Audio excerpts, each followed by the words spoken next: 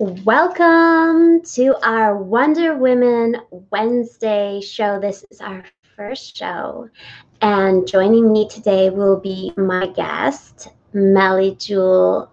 She is on the other side of the country. We're coming to you from across Canada. I'm on the West Coast. She's over in the East, and we're hoping to bring you a very entertaining, nourishing session with us. So welcome for being included in our conversation today. It is our first time getting together, and our focus today is be youthfulness. So focusing on natural, ethical beauty, our own stories, our own experiences.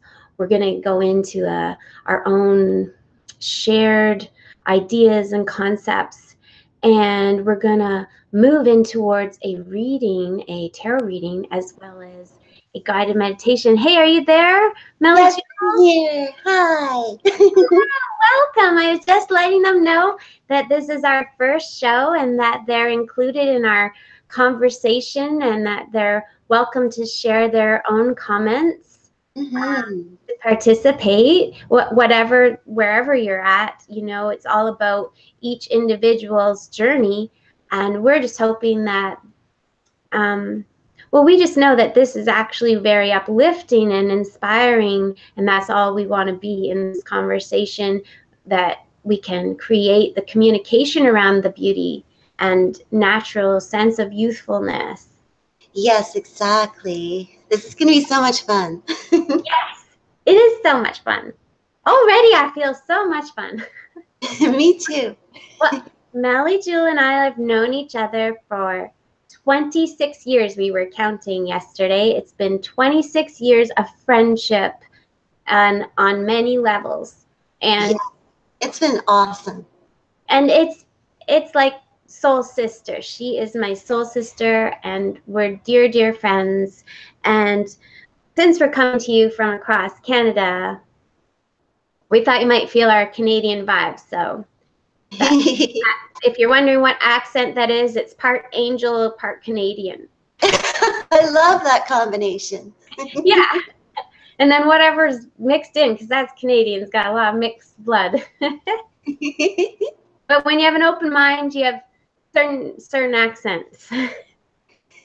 Exactly. So I'm just going to talk a little bit about you. Okay. Just to start, so people can feel a little more familiar with who you are, and like you as much as I do. As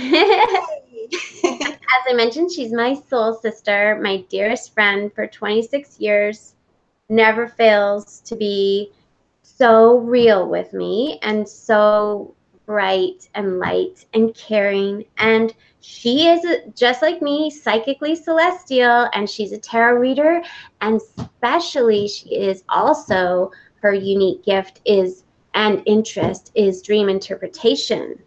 And she is an author of Self-Love Made Simple, which is a book for adults, which is very good for this topic of beauty. I'm sure that book goes really well with the cultivating a sense of self-love, and that reflects. And she's going to get into talking a little bit more about what she thinks about youth and beauty and aging or not. And she's also written and illustrated 2 children's books. She is an artist. I'm even in one of her paintings. That's right, you are. So there's a long ago. She paints for from a place of whimsy, and so it's the kind of painting that you feel that just might step off the page. With the energy is always like these colors, and she's got an energy going through, and it's actual amazing painting. Like I have a very difficult time painting like that. I don't know if you actually get in there and think about what you're going to paint, or you just go for it, or you just let it open up. But it can be a combination. Sometimes it's one, sometimes the other. Yeah. So it can be very simple, light, angelic images that are detailed with animals or people or fairies or nature and always good medicine to be around your paintings. I'm so glad. Yeah. So yeah, there you have it. That's like a really quick intro on what kind of things Melly Jewel is about.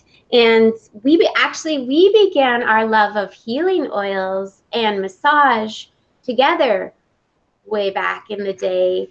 It was so much fun. Probably 25 years ago, right? Yeah, we had a blast. Oh yes. Speaking of which, I'd like to say a few words about you, even though some of our watchers may already be familiar with you, but for those who are just tuning in, Venus is a psychic card reader and she is incredible. She really is a channeler of angelic messages that are truly coming from the celestial realms. She is a healing masseuse, and honestly, this is from my own experience, she is the best masseuse I've ever had the honor of getting to experience the healing art of massage from. I just, nobody can compare, honestly.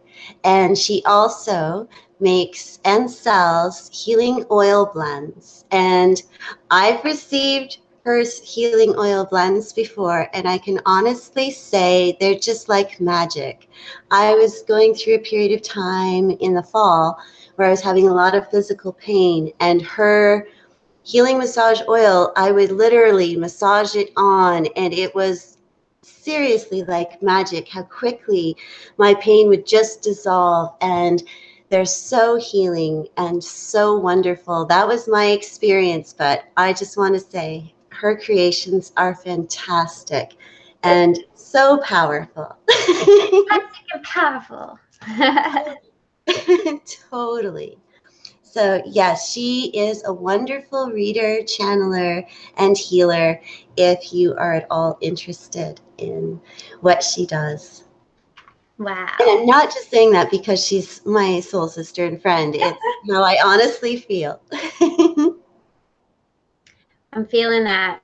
I'm feeling the goodness. Wow. Yeah. So now we're gonna just delve into our hot topic of be youthfulness, and I think what could be cool is if we took turns sharing what we found to share today. That sounds perfect. Yeah, I'll start off with and then maybe we'll see how these things intertwine. What and we're surprising each other of really what we're going to share. So this is exciting. We discussed what the topic was about, and then we thought, okay, well, we each individually want to focus on and share. So I'm going to dive right into this. And so going over youth. One of the biggest things I notice, which is very, I mean, I don't sit there and notice too much, but I mean, one of the biggest things I've noticed that people do and that affects their look of youthfulness is over tweeze. And so I'm going to discuss about brows and actually lashes a little bit too. This whole area right here, lot of self-care can go into our brows, our eyebrows, but there is actually a lot of pressure to pluck eyebrows, especially I went through the 90s and there was a lot of pressure, like oddly enough, and you may get this with any beauty fad out there, that people just, ew, that's not right, that's not how it should be, that's not cool enough, or you did that uniquely, it's not fitting in with what everybody's doing. And for me, I always had natural eyebrows, really thick ones, and actually I brought out some pictures to show that's my natural eyebrow when I was 18, probably around close to the time when I first met you, Melly. Yeah, that is what you look like. Yeah, And and they're beautiful.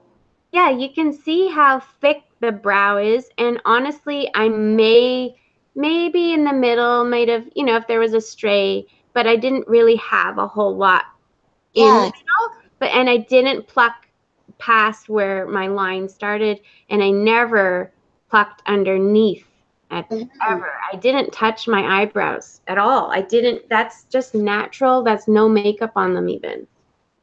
And Beautiful. yeah, and it's natural. So okay, so in the 80s it was popular to like leave your eyebrows. People didn't overpluck them, but it did kind of start. People did start waxing them and painting them on, and like if you could think of like things like Boy George or Cyndi Lauper, like we loved the fun of that. But I still left mine alone. I was still like, nah, once you start, you got to maintain that look, and then you get stragglies, and if you do, and actually, so I gave in at one point, but it took me not till the 90s, and even still, you can still see my natural lines. Still see Yeah. a natural line there, Mm-hmm. right? Totally. This is the 90s, still thick, right? I'm still Yeah. like, who cares? Who cares why do people complain about other people's beauty? I don't get it. It's weird, eh? Because there's nothing wrong with my brows. So just remember that. I just want to say for everyone, remember other people's standards aren't yours, and there's no need for you to take that on. And I know it can be uncomfortable, especially if you work in an office space or you're a part of a company, or you're seeing clients, and then there may be pressure to look a certain way or do certain things.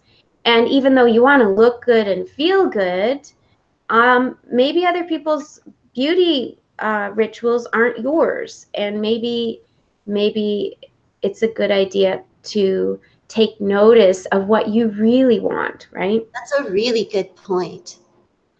It is, because you want to be you. You want to feel your sense of natural beauty. And if you play with the synthetics, like, there really is no need for us to hate and judge each other for choosing to play with other stuff. Like, a little kid shaves their eyebrow off one day and then goes, oh, I didn't like that. Like, at first they thought it would be neat or fun, right? But then, and a child usually notices right away when they don't like something, and says it, or cries, or feels like, oh crap, I don't like that. But see, with brows, it was like a slow. So in the 90s, if you can see this, is it focusing enough? I think it's still focusing more on your face, not the picture. There, that's helping. Yeah. So you can see it in the 90s. You see how the end of the brow is almost gone, but that was totally the look to get your brows so thin, to really sweep under here and take out all this hair. Just pluck it, okay? And I think maybe you can see in this one better. At the top, is it focusing? Come on, focus on the picture. It's not, it's too, is it? Can you see how the brows are thin, thin, thin? It's They're almost focusing, blurry, isn't it? but you can tell that they're not there compared to the other Yeah. pictures. Where are we? We're back here with, and you can see, even though I look still really young, it, that, I wish I could get that to focus. Why isn't it so tiny, maybe? Well, even though I still look really young when I'm in my 30s here in the 90s, and this is like just before I hit 20s, it ages you. It actually does something to your face that really washes out the definition of this bone, okay? So naturally, this kind of, the hair grows under here. So now again, I don't know if you can see it, but I've been attempting to bring back my hairs and not pluck them and just leave them alone, which is really tempting to be like, I just want to get those stray ones out, because at first there's a sense of self-consciousness. Oh my gosh, I have stray. I mean, you might not feel it as much in where you're living, Millie Jewel, but I tell you, in like cities, or if you're, dealing with people through business or something, often, you have stragglies and people are like noticing that or condemning it. But at That's the same time, you just want to push that negativity away if you're going to grow out your eyebrows again, because wow, why pluck them? Why waste all that time? Initially, I was like, why waste my time plucking them? You know, why try to shape them? And it's great if you want to shape them, but getting them to grow back freaking takes a lot of time, and it takes a lot of effort. And often I've even I've considered, just as many people are doing, either they're tattooing or they're which I don't like that look of tattooing, even the natural ones. It's not hair, right? um and tattooing can age your face too when you do that, um after a time. And also people are putting either synthetic or human hair or mink into their brows to thicken them, because Really? we I plucked didn't them know long that. ago. Wow. Yeah, people put these synthetic bits into the brows to make them thicker, right? So I'm determined. No, here I am brushing my brows. I'm just doing it without explaining. So I am determined to find my eyebrows again. And I've been growing them out for the past, I don't know, it can take a while, I'm sure. I've been growing them out for a couple months, at least 3 months, you know, and trying to just get them to fatten up. And it takes time. So think about that when you pluck and you're shaping your eyebrows or shaving them or whatever you're doing to alter them. Remember, it can take time to grow them back when you realize that's really aging me to have thin eyebrows, I because it's think not defining your natural brow I think line. it's an interesting point from what you've been sharing, especially the pictures from the different decades too, is that whatever is considered fashionable seems to fluctuate between thick and thin. And like you say, if you get into the habit of plucking, then when fashion and the style changes, yeah, then there's all these other things that people are trying to do. Well, mink and tattooing and all these different things to get back. So keep in mind that it's something that's very fickle and not going to be the way it is for the rest of your life. Yeah. And once you start a beauty habit like such as that creates a damage to your natural hair growth, that doesn't cultivate brow lines. Once you start that, it's really hard to stop, because it's like so ingrained into, I better make my brows look the way they're supposed to look. But then I started to just be like, I had to just let go and be like, you know what? I'm a wild creature, and be open to my facial hair, and to really feel that, oh, I'm like a wild fairy growing out these pieces of my eyebrow. And then also, here's another thing, lashes. Okay, so in the 80s, it was big deal to have mascara. I mean, I wore loads of mascara in the 80s and through my teens. And then I didn't wear so much in my 20s. I traveled a lot in my 20s, didn't do mascara too much then. But back into the city world, and I was back into doing them. Now I found like the best mascara is the ones that have they come off like little socks, like Clinique, I think, Blink. They have these, but it's very expensive, and it kind of just pulls off your lash instead of pulling your lashes out. Because washing and the things we do to our poor little eyes with these mascaras that aren't necessarily made with anything good, and they break your lashes, right? So do false lashes. Whether you go to get the expensive mink ones, which are actually seem like a good idea, but they're highly unethical. Do you know there's 230 mink farms in Canada alone? Wow. And I thought, oh, I would love to have a mink farm and brush them and make little lashes. It's not how they say. Minks are really vicious. They have a hard time living together. They're very solitary, and they're very aggressive. And they squeeze them into small caged areas to contain them, because they're real sneaky. They'll get out easy.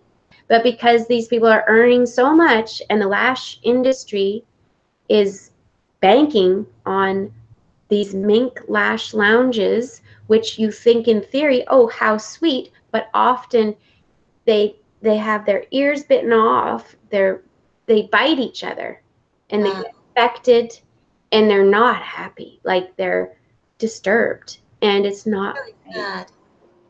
And it's not monitored properly. Like the way people go in and get that information is by pretending they're a part of the crew of taking care of the situation, and then they snap photos. But because there's not a whole lot of humane monitoring around it, that just gets overlooked. They're like, whatever, it's minks, who cares? Like, oh, as far as the law goes, they're like, well, what can you do? That's how the farm goes. And it's just not as friendly as it sounds, and it's very expensive. And they're not putting the money into how to properly mink whisper those minks into their fur being eyelashes. They're Yeah. not putting their focus into how to care for them. So where's that money go? The money goes to the company, the lash company, the farmer a little bit, but the lash company's banking the most, I think, by applying these things that actually do not support your lashes when taking it off. Often half the lash goes with it. And I have been known most of my life, again, thick lashes. And I don't know, can you see in this one? My lashes they've always been, that's natural. There's no mascara. Like I've always just had a natural, strong, there's no mascara there. Like it's a strong black lash, but you can see, again, this ages people, the more hair that falls out, right? Yeah. And doing all those beauty rituals long ago, but even recent, because I had grown them back. When I wasn't doing mascara in my 20s, I had grown them back. They were strong again. And then I started being in the world of, dressing up like that and not always using the best mascara and having to take it off, and then it breaks. Even when it says it's the best mascara, it breaks your lashes, and then it's really hard to get them to grow back thicker and longer, and it makes them weaker. So to repair and restore, I use oils. I use my healing oils. You can use things like coconut oil, jojoba oil is great, lavender with olive oil. Like olive oil is my base that I use, and it really has been in, and you have that's the key is to stay off the bad stuff. Like stay off your mascara that's breaking your lashes. Yeah. And I was talking about that sock technology. It kind of comes off like socks. Those are the best mascaras, but they're way more expensive, and yet they're worth it if you want to keep your lashes from being damaged when you use a mascara. And what else did I want to say about that? Was that everything I wanted to say? Yeah. Basically, that's everything. I thought that was really That was really informative. it was really informative. And even that show and tell going on here. That was so fun. Well, it really does show that they're perfect examples exactly of what you're talking about. It was excellent. I'm glad you brought the pictures in. Thank you. Yeah. All right. Well, I guess. Do you have anything you want to? What would you like to discuss about being youthful? Well, one thing I wanted to start off with sort of a couple of studies that were done that I found really, really interesting, because I've always thought that our sense of our age and actually how we are experiencing the aging process is very much a mental thing and is very much based on our beliefs. And I read a couple of, I've seen this written up in a couple of articles, but there was a study done. It was done first in 1979, and then the whole thing was replicated again in 1999. Now, for this study, what they did is they took a bunch of elderly men, and they were going to send them on a week's retreat. Now, the control group just went on a retreat, but the experimental group went on to a very specific retreat. In fact, the retreat that the experimental group went on was sort of, they created the setting as though it was 1959, so 20 years earlier. And before the experiment happened, they took the whole group of participants, the control and the experimental, they did all this sort of the kind of measurements doctors would take, where they were being able to assess, muscle strength, flexibility.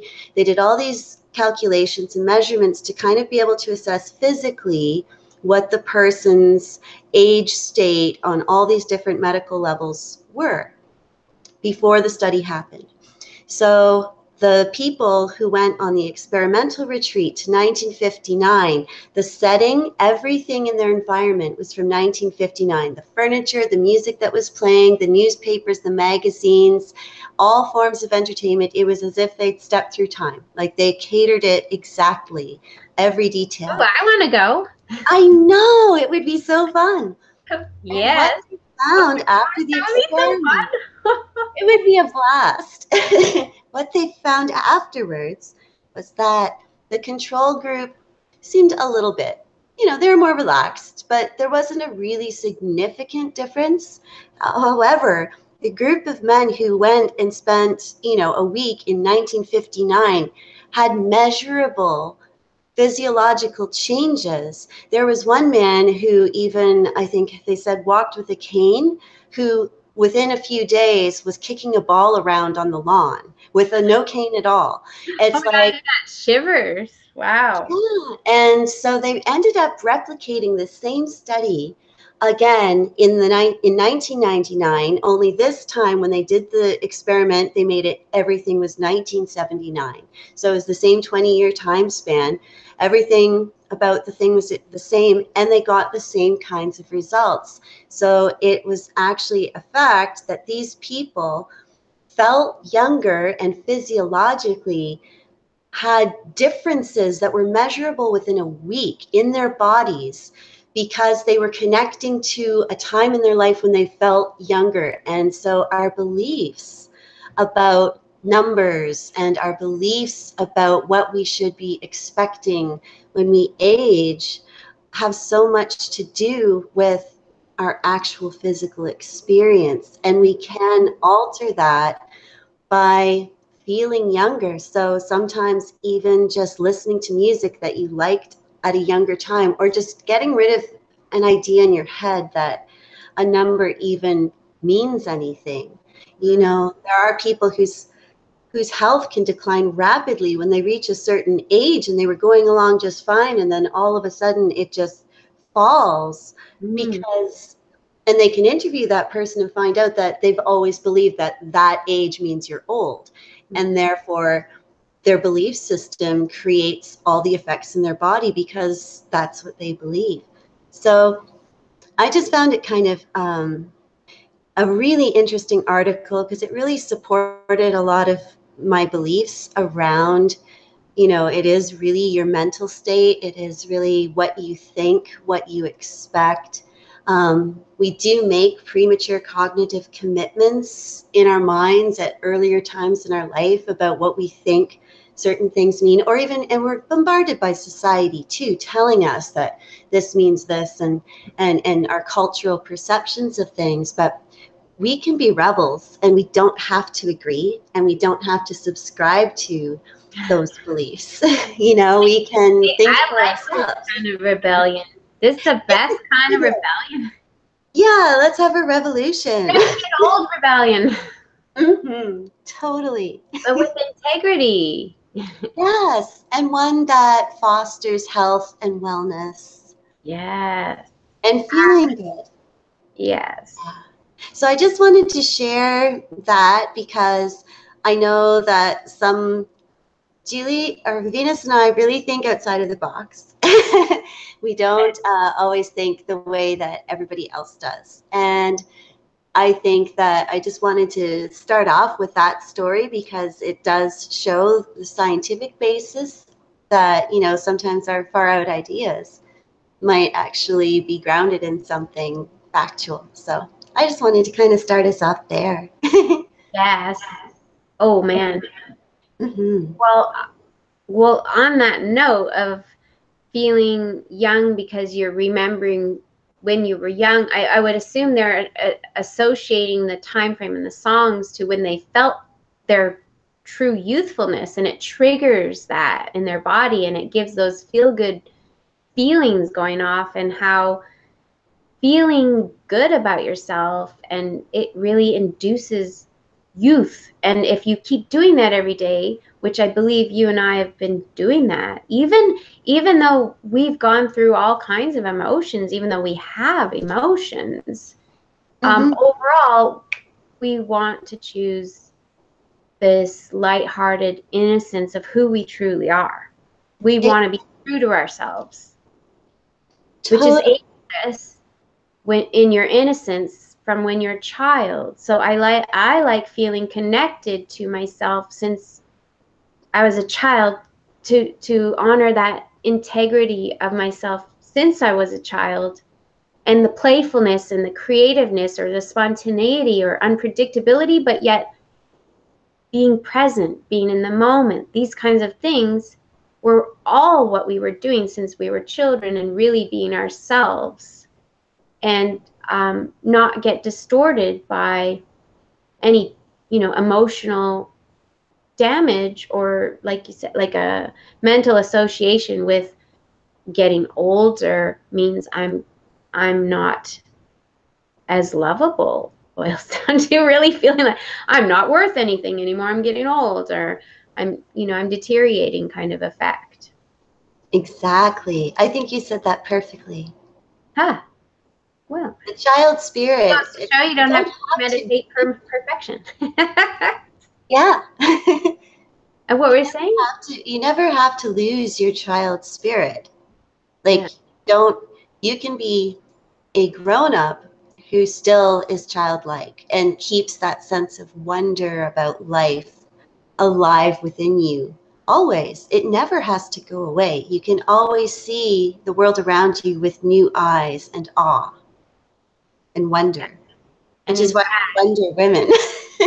That's Wonder Women. Wonder. Being the wonder. And that's childlike wonder, I am pretty sure feeds your immortality. And feeds your feel-good vibes, and all physiologically works. It's the fountain of youth.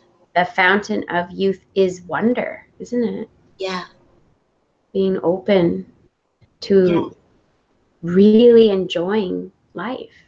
And, or even if it's, something, whoa, that was shocking or whatever, but being able to stabilize yourself and feel, well, this is interesting, or not to feel like, oh my God, not again, like creating your own hell in taking on things too personally. If something goes, whoa, or something's very interesting or heavy maybe, or very painful emotions, and to not hang on to that pain, to process, to learn from it, to actually transform it into something powerful to learn and to observe, and not be a victim. I think being a victim is what really makes people feel old. And I think when people attach numbers and age, makes them feel like a victim. Like they're not victorious somehow. They're not feeling good about themselves. So being able to induce an atmosphere of things make you feel young and happy. Exactly. Wow. Such a big difference. DNA. So that connects to, this all connects to our DNA. If our DNA were to properly be functioning, and it didn't have any junk confusing it or blocking it, we would never grow old. Because our bones, our muscles, our cells, our skin, everything repairs, rejuvenates, not just repairs. I mean, we can repair when we've got damage. But if we were to have our DNA intact, and if we were to nurture our DNA being intact, and, let go of anything disrupting it, and doing our best to detox from anything that's disrupting our DNA, we that restores youthfulness, which is basically you as what is the word for it, as vital as you possibly can be. And that can evolve over time. Who knows? But like, who knows what that looks like? But we won't find out if we keep faking it. Well said. And we won't find out as a society what that feels or looks like if we don't nurture that. And it is definitely put down the negativity, like put down those, and pick up where you left off with feeling good about yourself, regardless of numbers or age stuff or whatever society's, saying you got to buy this to get young or whatever. It's really about taking nutrients and knowing where to get minerals, knowing that your water is not pouring metals into your body. So starting with nutrient-rich waters is important. So let's say if you're in a soil depleted drinking water area, meaning that the minerals aren't necessarily coming from a spring, or it's not necessarily rich soil anymore because it's been depleted, then you can add minerals. But at least filter your water. Make sure there's no chemicals coming in from whatever drinking water system you've got. Make sure there's no chemicals there, and no metals coming in from the pipes, because those things weigh our organs down, right? The chemicals like chlorine that gets put in there, and there's a bunch of other things that can be put in there. And then we're just soaking that up, which our cells are like, wait, I need water, and you're filling me up with that first. It collects the toxins first before it can try to get at the water. So it's really important that we filter. And the best way I found, and most inexpensive way, because there's a lot of great machines out there, but a lot of excessive costs that aren't necessary. I found the most inexpensive way is using a Scentivia filter, which you can easily get at London Drugs, and it has charcoal that is so powerful that you can test. And I do all the time. I like showing how that chlorine is not in the water after I pour it through. There's no chlorine. If you pour it through a Brita, which is technically supposed to do the same thing, it still has traces of chlorine. It is not strong enough charcoal that they're using.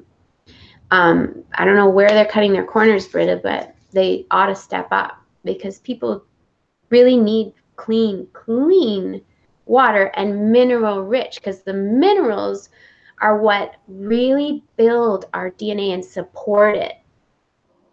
Laying on the earth, getting around mineral rich places like hot springs and putting your feet in dirt.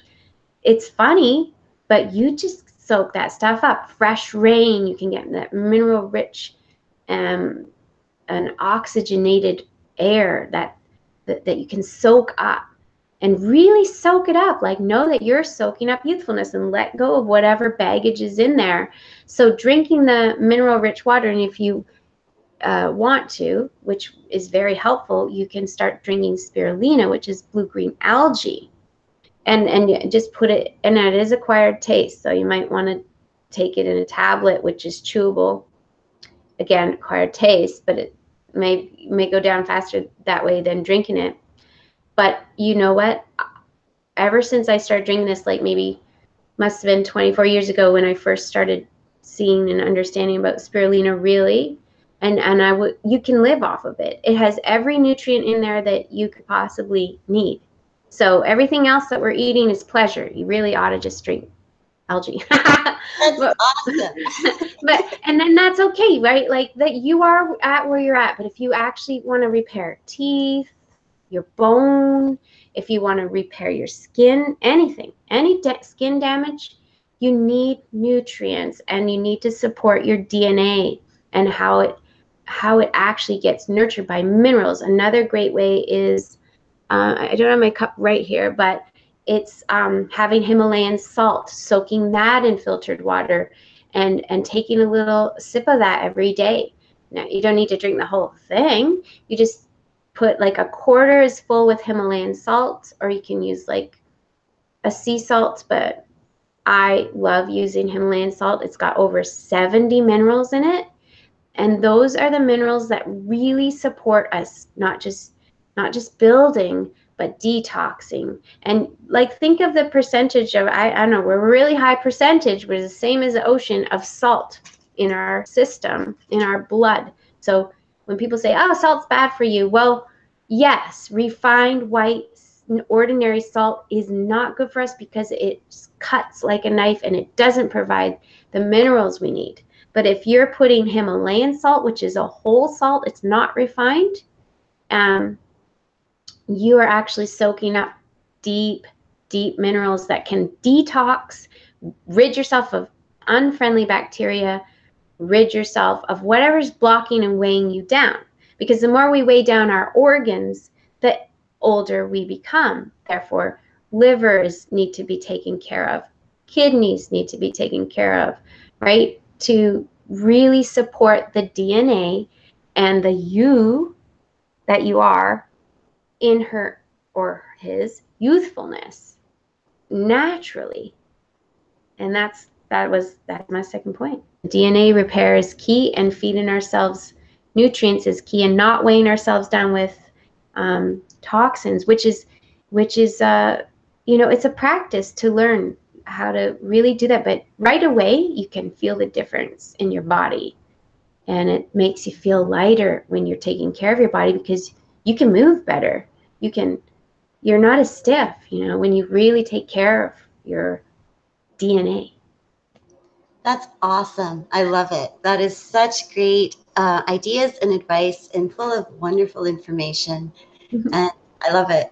Yeah. I learned things I didn't know. And it's so true. And it's funny because I think where you kind of left off with the DNA works with the next thing I wanted to talk about, which is when I was in my 30s, I guess I just kind of decided one day that I realized I didn't have to believe in aging as inevitable. And I thought about it, and it's like people see other people who are older than them and they're a certain way. And I think it's sort of a natural human thing to develop a sense of expectation that aging is inevitable. It's just what happens. And I was just like, well, what if I just don't believe that? What if I choose to believe that that's not inevitable, that it's not necessarily true, that it doesn't have to be true? And I figured I can't lose because, if I'm wrong, whatever, it's the same as everybody else. But if I'm right, woohoo. So, and part of what sort of supported me thinking like that was just the fact that we are creating new cells in our body all the time.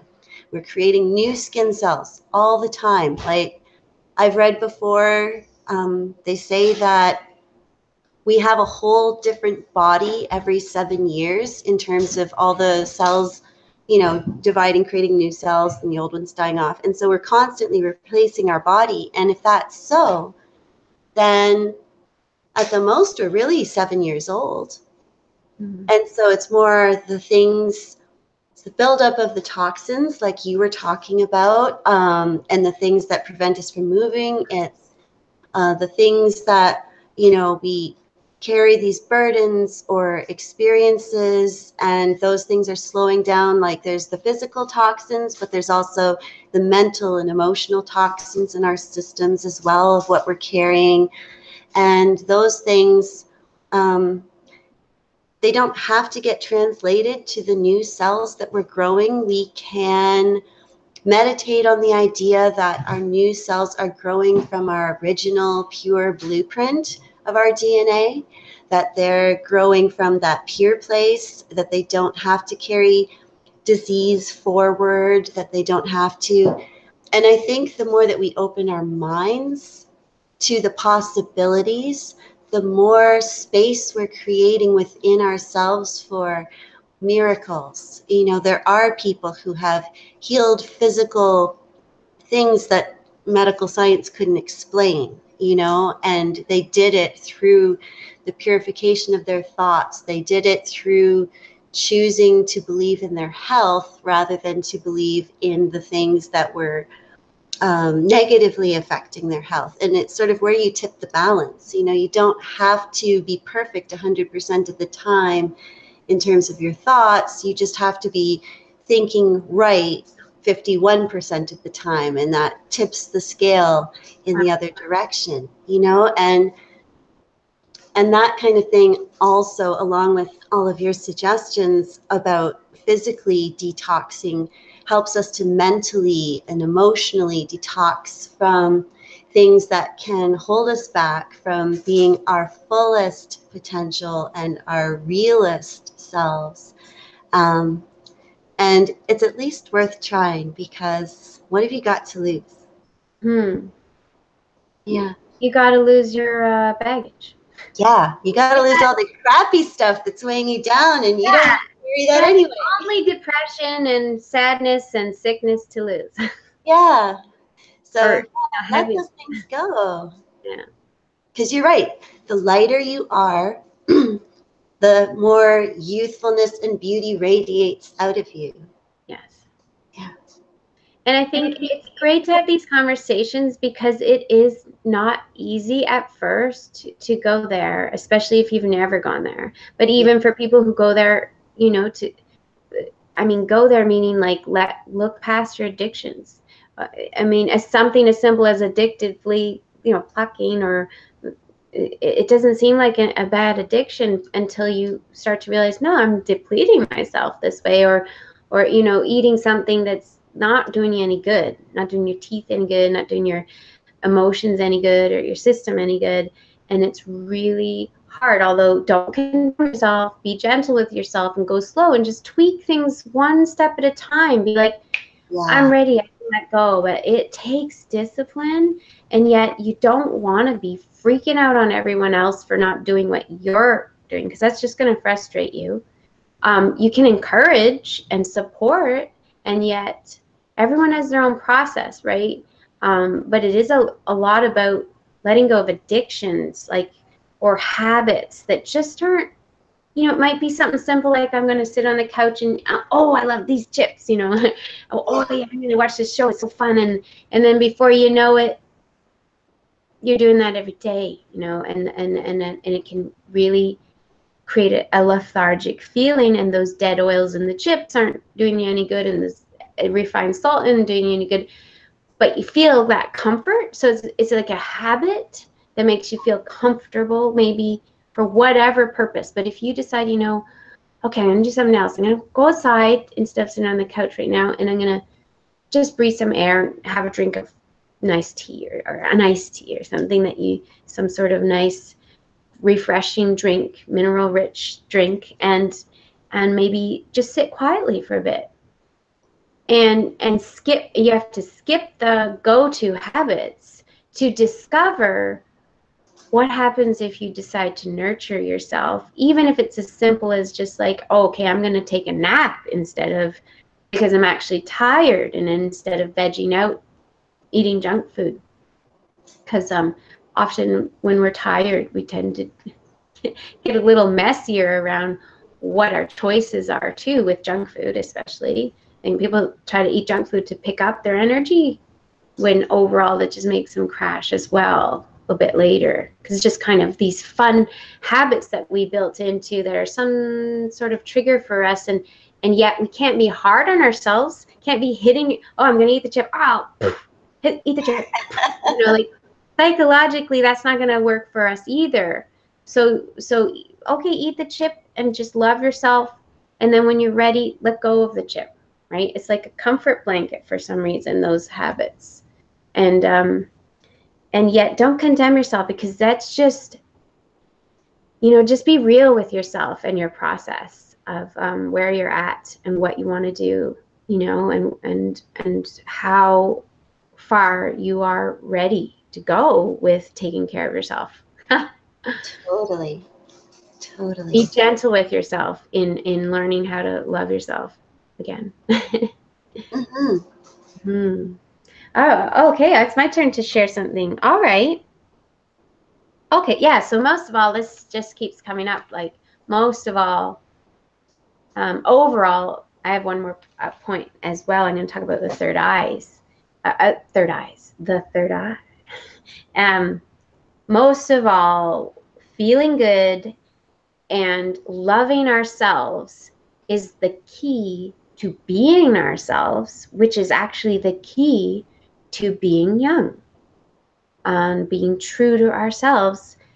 You're going to only really discover it because you could fake it. There's a lot of people getting trendy and yet they're still faking it, right? Because they're trendy, natural vibe, but that they're not actually embracing it in their personal life the way they really need to. Although it's a start, right? They have an interest in the natural, but they might be a little bit natural, but not actually soaking in that self-love, because that's what you really want to cultivate. And as soon as you're cultivating the heart of self-love, genuine, authentic, behind closed doors, I am truly loving myself, not just on a screen.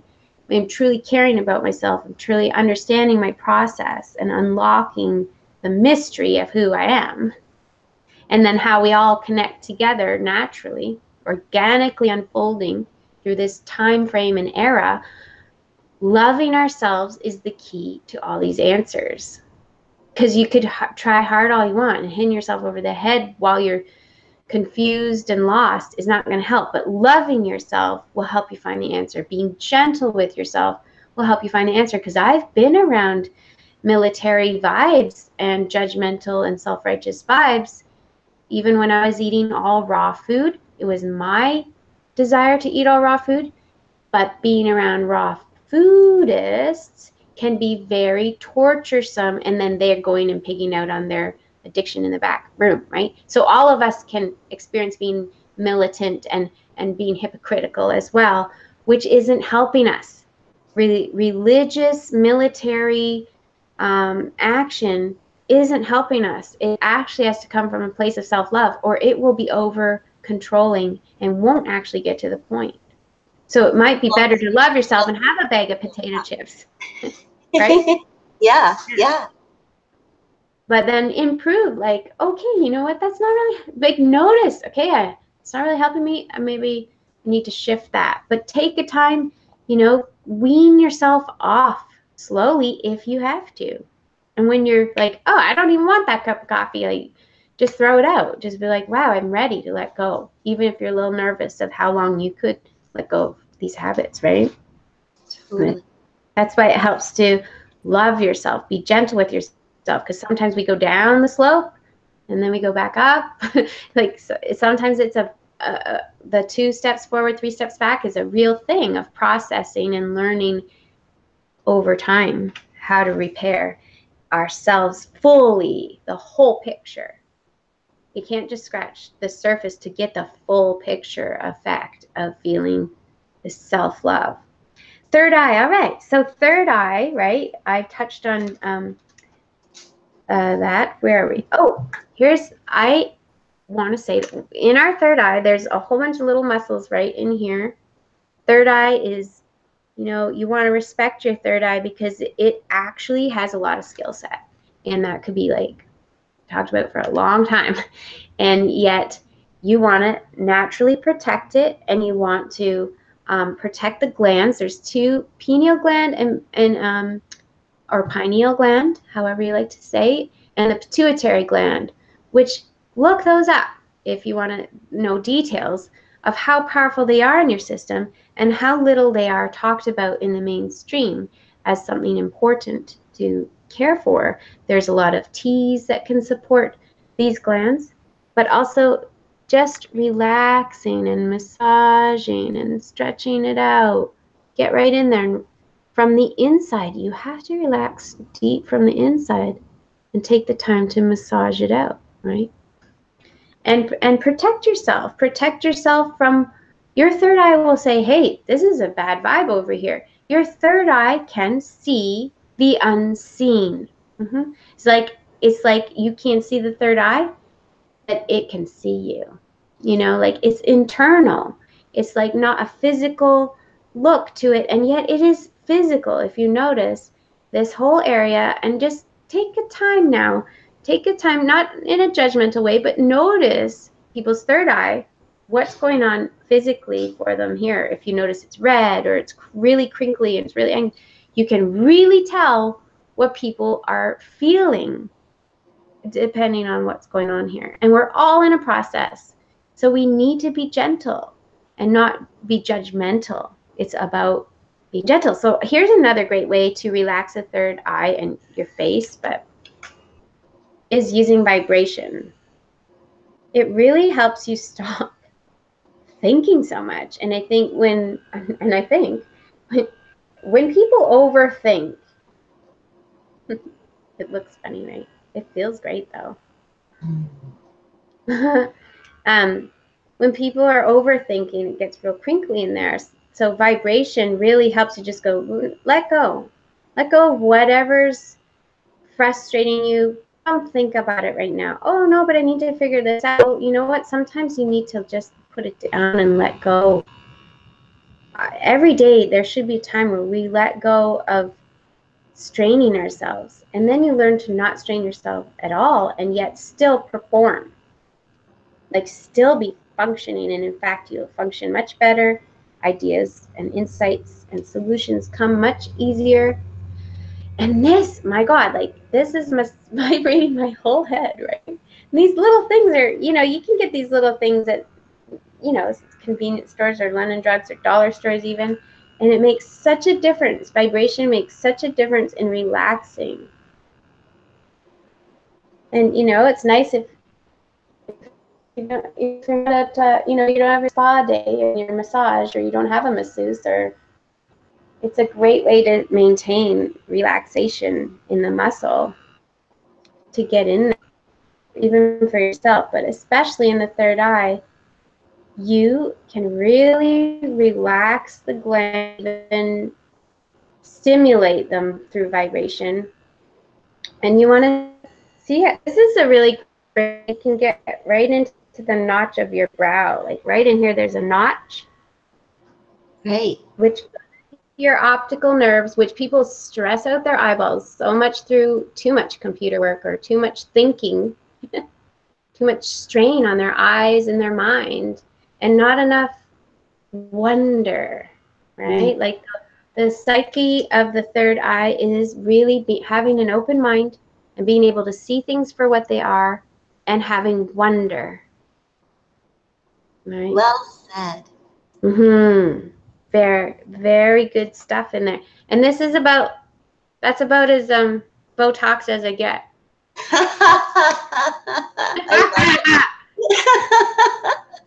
That's about as fake lips as I get. Okay. Oh my God, that's hysterical. Yeah. Did you have one more point to make in our it's conversation here today? Because what I have written down, and we've already sort of been talking about it, is being fully yourself makes you young. And it does have so much to do with self-love. And I think children, when they're born and they're young, they are fully themselves. And we notice that, like, kids don't censor themselves. They're just how they are. They're just how they feel. They say what is on their mind. No awareness of censorship. And that's because they're in that still pure energy, and they haven't learned the ways of the world enough to be otherwise. But as we grow, we are learning to kind of try to feel a sense of belonging. We learn to want to feel approval from those around us, and that ends up, starts maybe with our families, but spreads to our peers and then society. And the trouble with that is that we're not always going to fit in with that. We're not going to fit in with other people's ideals or beliefs about how things should be, or even what the norm is, and that's fine, because we're not actually all meant to be carbon copies, clones of each other. We're not. We're meant to be normal. This is not normal. Yeah. Take a break at your office desk. This would be the best thing for you, but it's definitely not look normal. People might get into it. They should get into it. They'd all probably be happier. It's a good tool to have. Just whip out your vibrator anytime, Coffee shops. It can be. I'm going to bring it. But the thing is if you try to be what you think other people want you to be, as a way of feeling accepted and loved and fitting in, you can't ever be happy or feel loved, because you'll know, even if people like and accept you when you're just trying to be a certain way, you know that what they like isn't who you really are. So it never feels genuine. It never will feel real. And so it'll always be unsatisfying on a level. On certain levels you might feel okay, but there'll be something deep down inside that always feels off with it, And the best thing you can really do is, even if it's just a little bit at a time or in this particular way and then that one, but to just allow yourself to be you and not worry about what other people think of it. Because I really believe that there's kind of different groups of people. Like, no, but you're never going to have everybody in the world like you. It's not going to happen. And at the same time, you're not going to like everybody else in the world. I mean, we can all love humanity and one another on an abstract spiritual plane, but in terms of actually getting along in day-to-day life, we're going to have different viewpoints. We're going to value different things. And it's not saying anybody's right or wrong. There's just different groups of people who are more in sync with each other. They're more in alignment with each other. So the more that you allow yourself and accept who you are and are less afraid to show who you are, the more that you are being yourself, the more that you'll find and attract the people who are like you, and maybe it's not even a large group, but it'll be real. And the acceptance, the appreciation, the mutual bonds of friendship and love that exist will be really authentic. And that's better than having 1,000 not close friends, to have one or two really genuine ones. And so I think that, and that's where we feel loved. And the other part about loving yourself and being true to who you are, I think the easiest way to love yourself, for people who struggle and don't really know how to go about it, is be your own best friend. How would you treat your best friend?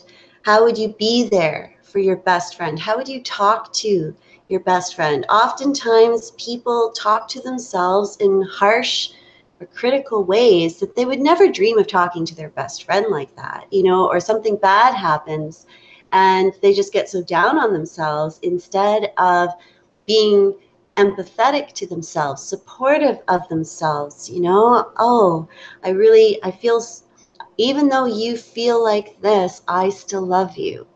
And to be able to say that to yourself no matter what. So, and to be able to celebrate yourself when something is going well, like if something happens that you were working towards, and you don't have to wait for other people to take notice, or your friends or family or whoever to celebrate you. You can celebrate you just within yourself, because you're really the only person who's going to be with you 24/7 from birth until death. You're really what you have.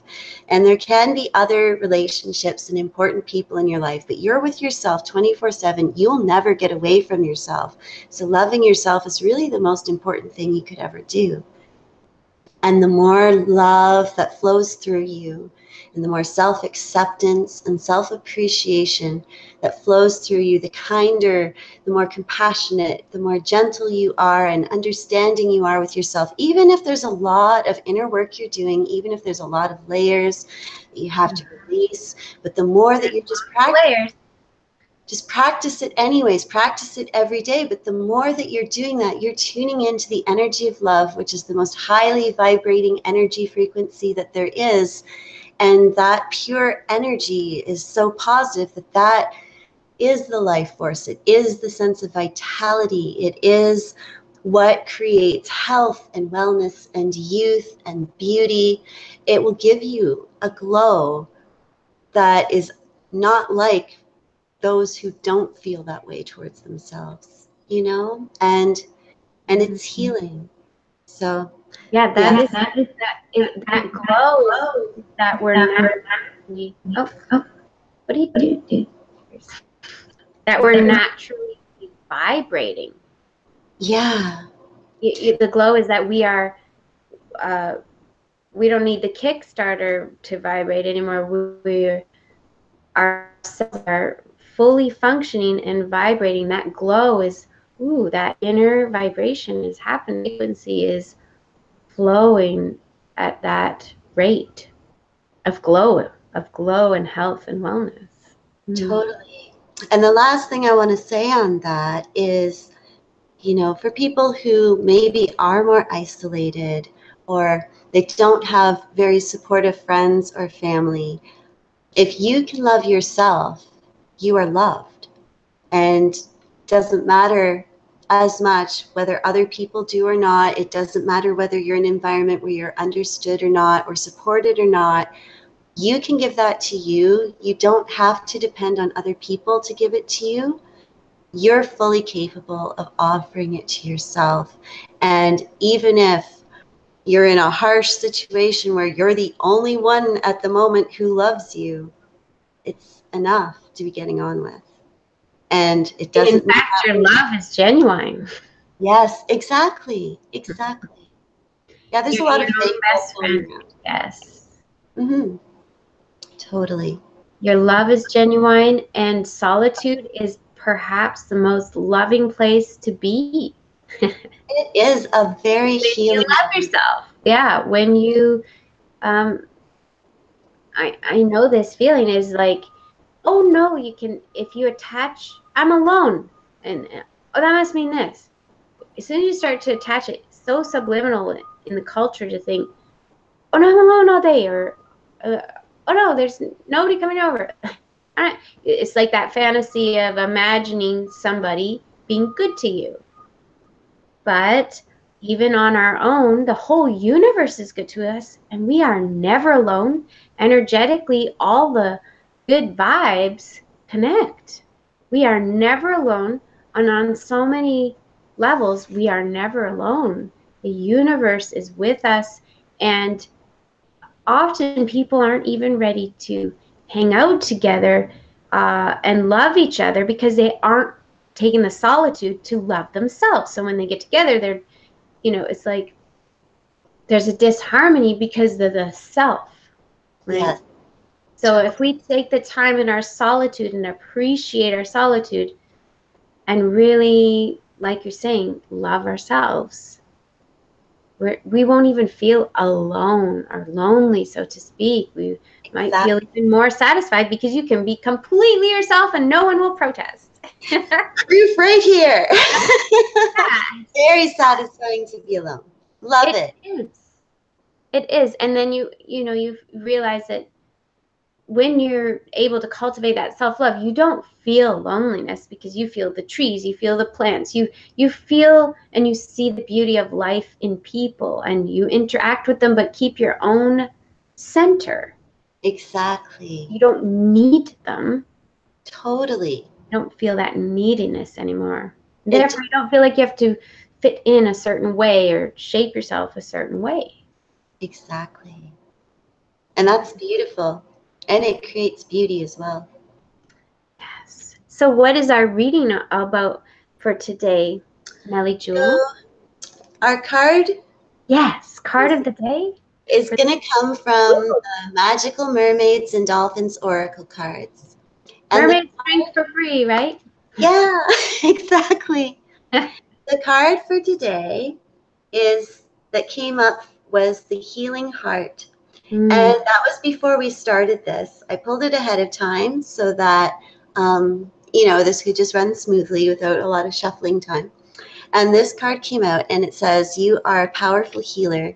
Keep up the great work." And this card wants you to know that no matter what your situation currently is, you do have the power within yourself to heal yourself, whether that's physically improving your health, whether that's emotionally detoxing from traumas or past experiences in your life, or even your current situation, whether that's healing from relationships that were toxic or destructive, whether it's discovering what you truly believe. Because sometimes, especially when we're younger, other people's belief systems and thought patterns kind of can subconsciously attach to us.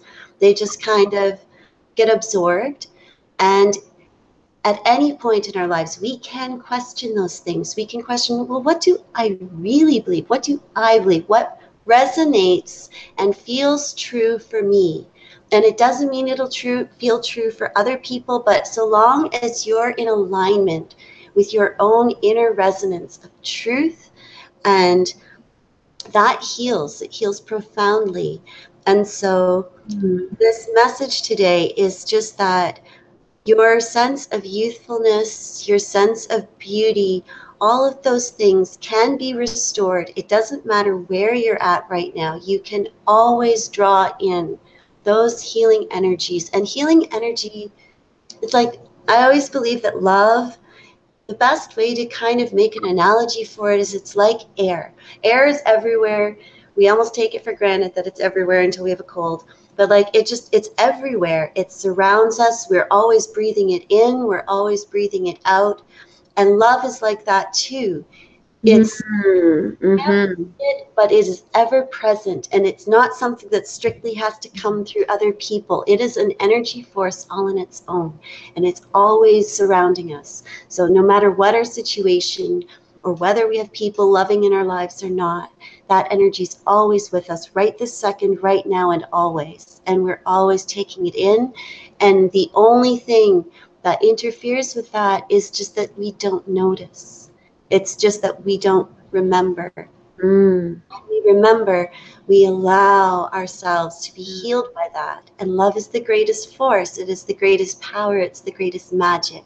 So just draw in that love for yourself and just the love that exists around you. And you're healed. I'm really enjoying how you love yourself. Thank you. I love how you love yourself too. It's very inspiring, isn't it? When you realize that it's just naturally inspiring to feel that coming through you and see how I know you obviously love yourself. You obviously care about yourself. You're obviously going to make decisions from that place.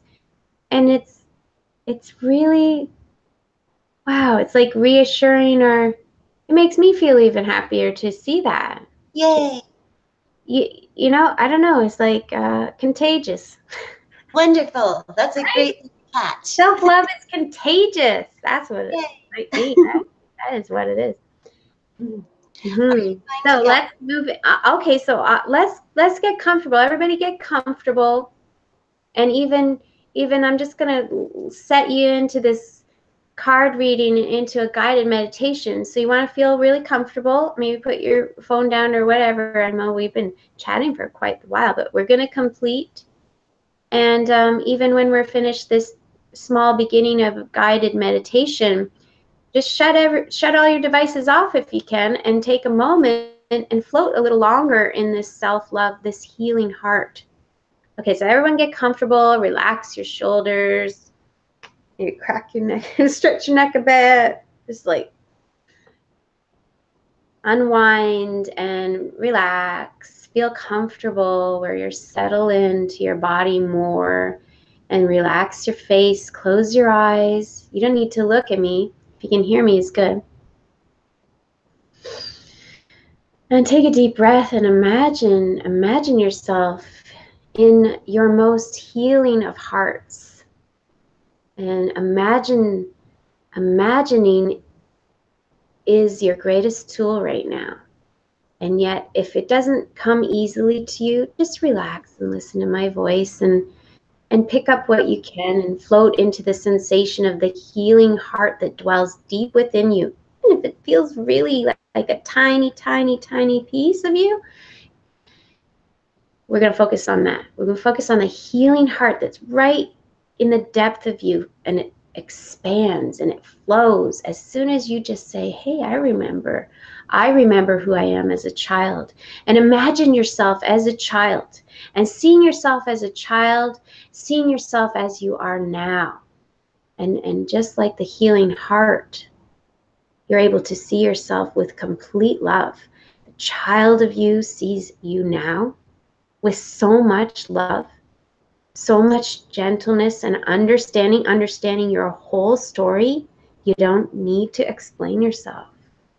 You understand the whole story within you, and your healing heart of light and greenness and lush foliage is growing and flowing throughout your whole body, throughout all your energy, and just flushing away anything that's been making you feel like you can't love yourself. Just let it go now. Let go of all thoughts attached to that, and let this green light of healing heart glow. And feel how your DNA is intact, that you are whole, that you are rediscovering yourself, that you're able to look at your child self and see who you are and who you've always been. And your child self is able to look at you and feel connected. Feel who you are. Feel the healing flowing through your body. And again, take a deep breath and unravel any knots that you may be feeling. Just let them go and let the universe take care of itself. And that includes you. Keep giving yourself that look in the eye of love, from your child self to your adult self. Feel the connection. Feel your DNA, your tribal primal DNA that's forever, everlasting. The truth of creation of who you are, who you truly are, flowing and restoring your youthfulness, who you are. You are. And relax a little deeper and sink a little more comfortably into your body. Feel your soul settle a little more comfortable, knowing that there is no need to keep up with any other games. But you are here in your pond of self-love, nurturing and cultivating and supporting.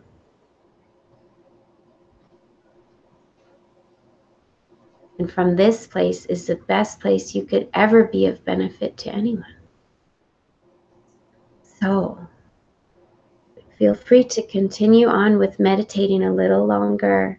And if you want to benefit and connect with Melly, Jewel, and I, we have a few ways. I'll put the links in the bottom in this video.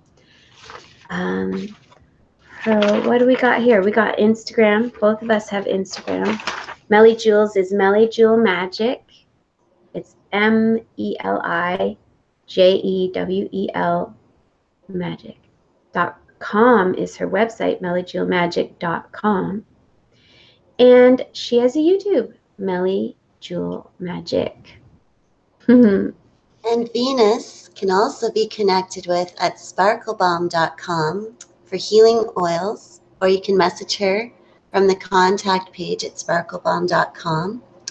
Her Instagram is Angel Oracle Psychic, so ANGELORACLEPSYCHIC. And her YouTube is Angel Oracle Online. And you can chat and call Angel Oracle Online for your own personal true love or self-love psychic reading. So there's some wonderful things. Yes, and also with Melly Jewel, if you go to her website, her books are available there, as well as if you are interested in and you haven't delved into understanding the tools, the spiritual tools of using healing tarot cards, she has a video course in there. So you might want to check that out, and also a video course on dream interpretation if you're interested, even just for your own self-practice, and especially if you're just beginning. She has a really gentle, easy, simple understanding of how to use these tools to your benefit in her website. So thanks for joining us in this magical conversation. Thank you. Yeah. And yeah, I mean, yeah, thank you for being here, Melly Jewel. Well, thank you for having me, Venus. I love it. Yeah, I'm so glad we got together, and perhaps we'll get together again. So stay tuned. Stay tuned, everyone, and continue on with your self journey of self-love, healing hearts.